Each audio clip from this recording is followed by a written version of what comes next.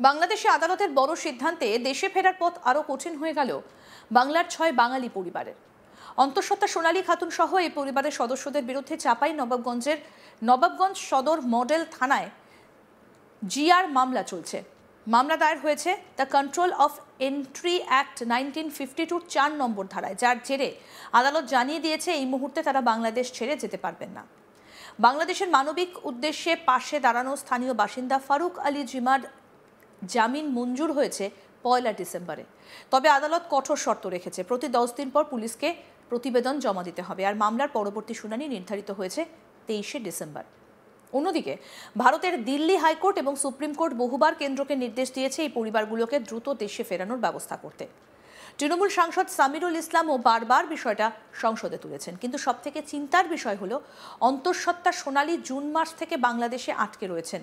তার সন্তান কোন দেশের নাগরিকত্ব পাবে, কবে তিনি মাতৃভূমিতে ফিরতে পারবেন, এটা নিয়ে তৈরি হয়েছে গভীর অনিশ্চয়তা। এই ঘটনা প্রসঙ্গে চাঁপাইনবাবগঞ্জের এক স্থানীয় বাসিন্দা মফিজুল শেখ কি বলছেন শুনব। চাঁপাইনবাবগঞ্জ জুডিশিয়াল ম্যাজিস্ট্রেট কোর্টে আজকে সোনালী খাতুনদের হাজিরা ডেট ছিলেন। তারা উপস্থিত আছে কিনা সেটা দেখলো এবং যিনি জিম্মা নিয়েছেন তাকে জিজ্ঞাসা করলো সোনালী খাতুনের পরিস্থিতি কেমন এবং কেন কোর্টে আজকে আসতে পারেনি। সে বলল তার শারীরিক অবস্থা খুব খারাপ, তাকে নিতে বাড়িতে আছে। জজ সাহেব বললেন ঠিক আছে, এটাকে দেখবেন, আগামী দিনে কোর্টের নির্দেশ অনুসারে যেটা হবে সেটা তার আগে যাতে দেশে না যায় এবং সমস্ত কিছু খতিয়ে দেখছে। এবং বাংলাদেশের পুলিশ প্রতি 10 দিন পর কোর্টে একটা প্রতিবেদন জমা দেবে। আগামী এই কেসের আবার হাজিরার ডেট আগামী ডিসেম্বর মাসের 23 তারিখ। আমাদের প্রতিনিধি শান্তনু হাজরা কি প্রতিবেদন তুলে ধরেছেন দেখব। মুহূর্তে ভারতের বাংলা ভূমিতে ফিরতে পারবে না অন্তঃসত্ত্বা সোনালী সহ বাকি 5 সদস্য। কিন্তু কেন? কারণ হচ্ছে রীতিমতো দেখা গিয়েছিল যে 23শে জুন দিল্লি পুলিশ এদেরকে, এই বাঙালি পরিবারকে বাংলাদেশি সন্দেহে গ্রেপ্তার করেছিল। তাদের ডকুমেন্ট দেখার পরও রীতিমতো তাদেরকে 26শে আসাম সীমান্ত দিয়ে, ভারতের আসাম সীমান্ত দিয়ে বাংলাদেশে পুশব্যাক করানো হয়েছিল। আর এই পুশব্যাকের পরই কিন্তু বাংলাদেশ আদালতের যে চাঁপাইনবাবগঞ্জ রয়েছে, সেই চাঁপাইনবাবগঞ্জের যে নবাবগঞ্জ সদর থানা জেলার যে মডেল জেলার যে থানা রয়েছে, সেই থানার 380/25 ধারায় the control of entry act 1952 এই 4 নং ধারায় তাদের বিরুদ্ধে কিন্তু মামলা রুজু হয়েছিল এবং তাদেরকে বাংলাদেশে আদালতেও তোলা হয়েছিল। বাংলাদেশে আদালতে তোলা হয়ে 1 ডিসেম্বর এই অন্তঃসত্ত্বা সোনালী সহ তার বাড়ি বাকি 5 পরিবারের সদস্যরা, তাদের মধ্যে 2 জন রয়েছে, এদের সকলকেই কিন্তু বাংলাদেশ আদালত জামিন দিয়েছে। কি কারণে জামিন দিয়েছে? শর্ত সাপেক্ষে। এই চাঁপাইনবাবগঞ্জের স্থায়ী বাসিন্দা ফারুক আলী, এই ফারুক আলী জিম্মায় এদেরকে কিন্তু জামিন দেওয়া হয়। রীতিমতোই তাদেরকে বাংলাদেশ আদালতের তরফ থেকে আরও জানানো হয়েছে যে এরা এই মুহূর্তে বাংলাদেশ ছেড়ে ভারতে ফেরত যেতে পারবে না। অন্যদিকে বাংলাদেশের যে নবাবগঞ্জ থানা পুলিশ রয়েছে, সেই নবাবগঞ্জ থানার পুলিশ 10 দিন অন্তর তাদের বিষয়ে রিপোর্ট কিন্তু প্রতিবেদন আদালতে পেশ করতে হবে।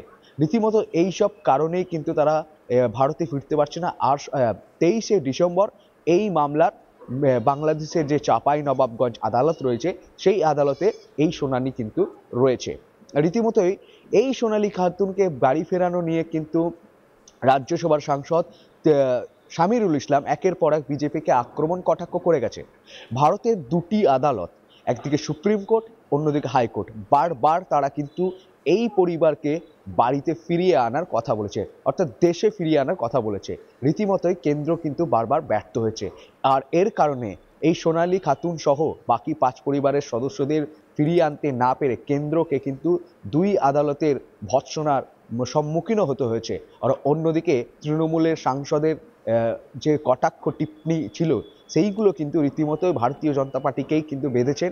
কখনো কখনো এই রাজ্যসভার সাংসদ সামিরুল ইসলাম, কখনো অমিত শাহ, স্বরাষ্ট্রমন্ত্রী অমিত শাহকে বিঁধেছেন, কখনো দেশের প্রধানমন্ত্রী নরেন্দ্র মোদীকেও বিঁধেছেন।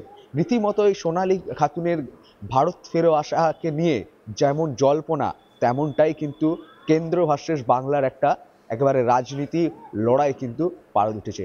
দেখা গিয়েছে অভিষেক বন্দ্যোপাধ্যায়ও কিন্তু অমিত শাহকে খোঁচা দিয়েছেন রীতিমতোই কবে ফিরবে। এই মুহূর্তে কিন্তু সোনালী খাতুন, সুইটি বিবি, দানিশ শেখ সহ বাকি যে আরও সদস্যরা রয়েছে তারা কিন্তু ভারতের বাংলা বীরভূমের ভূমিতে কিন্তু ফিরতে পারছে না এই মুহূর্তে। কারণ 23শে ডিসেম্বর রয়েছে ওই বাংলাদেশের চাঁপাইনবাবগঞ্জের এই দ্য কন্ট্রোল অফ এন্ট্রি অ্যাক্টের 1952 যে 4 নম্বর ধারা, তাদের বিরুদ্ধে যে মামলা রয়েছে এই মামলার শুনানি রয়েছে। এই মুহূর্তে বাংলাদেশের আদালতও তাদেরকে বাংলাদেশ ছাড়তে বারণ করেছে। বাংলাদেশের আদালতের বড় সিদ্ধান্তে দেশে ফেরার পথ আরও কঠিন হয়ে গেল বাংলার 6 বাঙালি পরিবারের।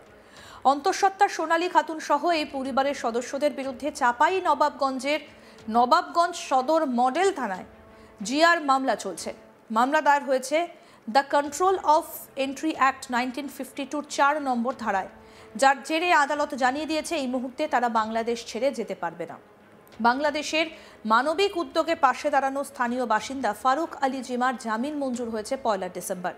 তবে আদালত কঠোর শর্ত রেখেছে, প্রতি 10 দিন পর পুলিশকে প্রতিবেদন জমা দিতে হবে। আর মামলার পরবর্তী শুনানি নির্ধারিত হয়েছে 23শে ডিসেম্বর।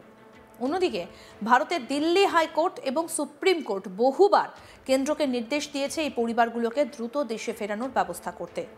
তৃণমূল সাংসদ সামিরুল ইসলামও বারবার বিষয়টা সংসদে তুলেছেন। তবে সবথেকে চিন্তার বিষয়, অন্তঃসত্ত্বা সোনালী জুন মাস থেকে বাংলাদেশে আটকে। তার সন্তান কোন দেশের নাগরিকত্ব পাবে, কবে তিনি মাতৃভূমিতে ফিরতে পারবেন, সেটা নিয়ে তৈরি হয়েছে গভীর অনিশ্চয়তা।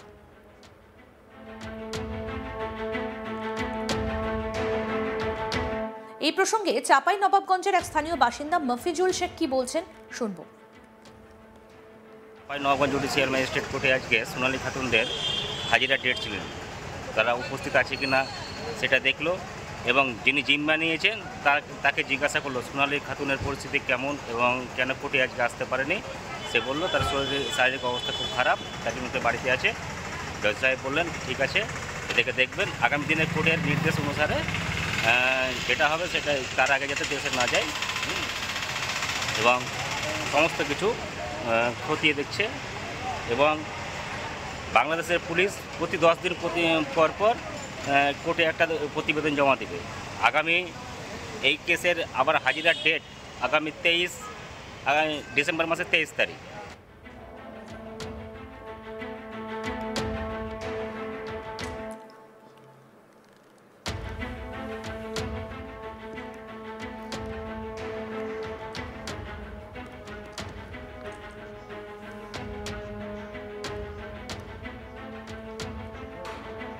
আরও আপডেট পেতে দেখতে থাকুন আজ তাক বাংলা, সাবস্ক্রাইব করুন।